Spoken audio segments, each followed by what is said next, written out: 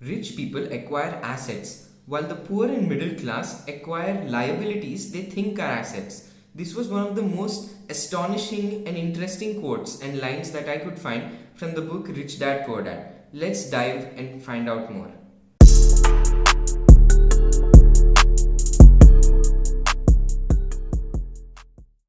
Hi guys, it's me Vedant, and in this video I'm going to share my top 8 takeaways from the book Rich Dad Poor Dad written by Robert Kiyosaki. In this book, Kiyosaki describes and contrasts between two major influences in his life. One being his best friend's father, who he refers to as Rich Dad, and the other being his own father, who he refers to as Poor Dad. This was one of the first personal finance books I read and actually made a huge impact on me. Robert Kiyosaki has done a great job of simplifying relatively complex and big financial concepts and explaining them in simple words. This book also happens to be one of the motivations for me for starting the channel. On that note, let's start with my first takeaway, which is find a reason. Some of the most common reasons as to why a person would want to be rich are probably because so they can buy mansions, expensive cars, yachts, etc. These are most commonly fleeting whims. They are not strong enough reasons to spur a person into action. And this is why Kiyosaki emphasizes making sure we find a reason that is strong enough. A reason is described to be as a combination of wants and don't wants in this book. For example, I don't want to work all my life. I don't want to be an employee. I want to travel the world. I want to have control over my life and time. These are some of the reasons that Kiyosaki mentions as his biggest motivations. It is important that this reason, whatever we find, is personal and means something to us. Some of the reasons that I just mentioned, which were for Kiyosaki, may not apply to you. They might not actually mean anything. And therefore, we must find something that is truly meaningful and something that can actually spur us into action. This brings me to the second takeaway. The rich do not work for money.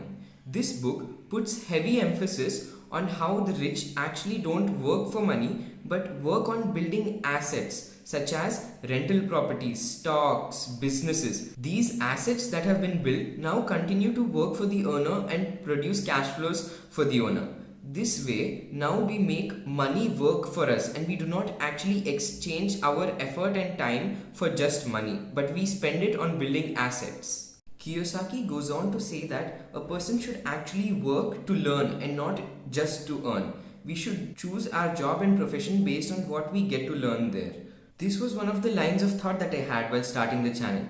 Even if I don't make any money from the channel, I would definitely learn a lot in the process of making every single new video. Let's come to the third takeaway, assets versus liabilities. We just spoke about how the rich actually work on building assets. But let us first define what assets and liabilities are according to Kiyosaki.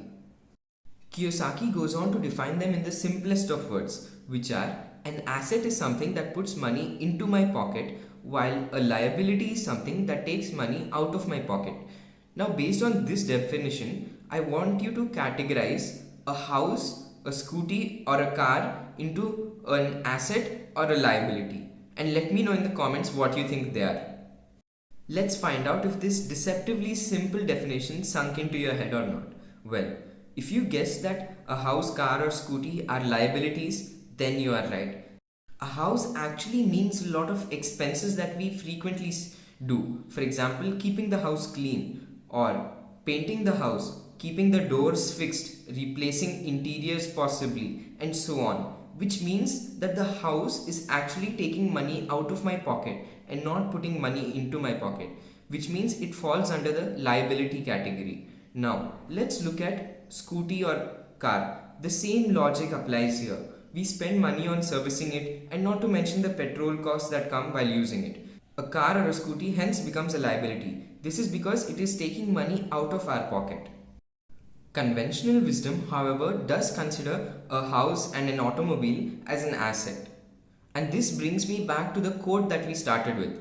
The rich acquire assets while the poor acquire liabilities they think are assets.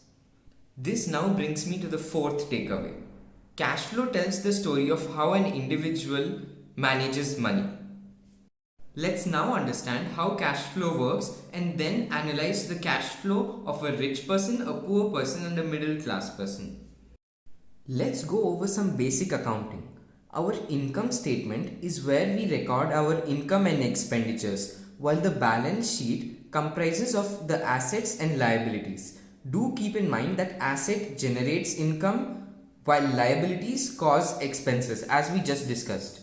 Cash flow from asset. As we can see, the assets generate money which goes into the income box. Now let's look at cash flow from liabilities. As we discussed earlier, liabilities take money out of our pockets and therefore liabilities cause expenses. Now let's analyze the cash flow of a poor, middle class and a rich person. Cash flow of a poor person. As we can see, income is generated by means of a job, and this often suffices just to meet the bare minimum necessities. Cash flow of a middle class person. As we can observe here as well, income is generated by means of a job, but the spare money gets spent through liabilities, because liabilities cause expenses, as we discussed earlier, and middle class people often buy liabilities they think are assets. Let us now look at the cash flow of a rich person. As we can see, generally, major source of income is assets. It is the assets that have been already built which give major source of income. A small point that is missing here is that a lot of the income that has been generated gets again spent on building and acquiring assets. And it is this feedback loop of generating income from assets and again reinvesting to generate assets which drives wealth generation. This now brings me to the fifth takeaway, which is it is not how much you make that matters, but how much you keep. As we just discussed, that wealth generation is driven by this feedback loop of income being generated by assets and that money in turn being spent on building and acquiring assets. We can now appreciate that the most important factor that drives wealth generation is this reinvestment rate factor, which means that even if we make less money, as long as our expenses are much less than how much we make and we are managing to reinvest well, our income will keep on rising compared to our expenses and we'll be on the right path.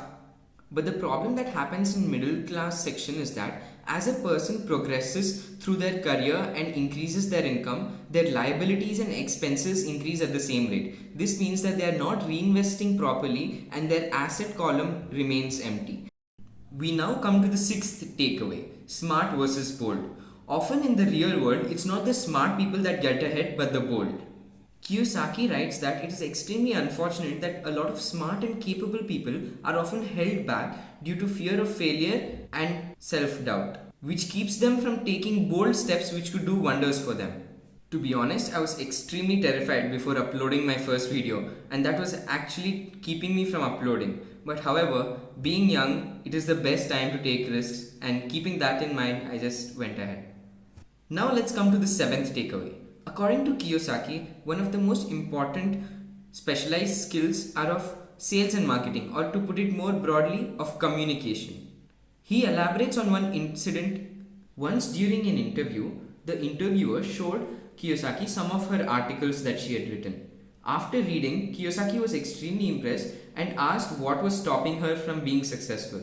She replied that her work seemed to go nowhere. Kiyosaki replied by saying that she should consider taking some of the training programs on selling. To this, she got extremely offended because she was a person with masters in literature. To this, Kiyosaki then replied by saying that he didn't consider himself as a great writer, but he did learn and know how to sell. And that is what helped him write a best-selling book. Now let's come to the eighth takeaway, and which is on the importance of giving back.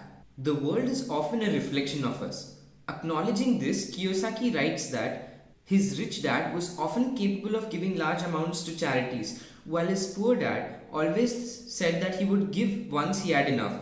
And that never happened because his expenses kept rising as his income did.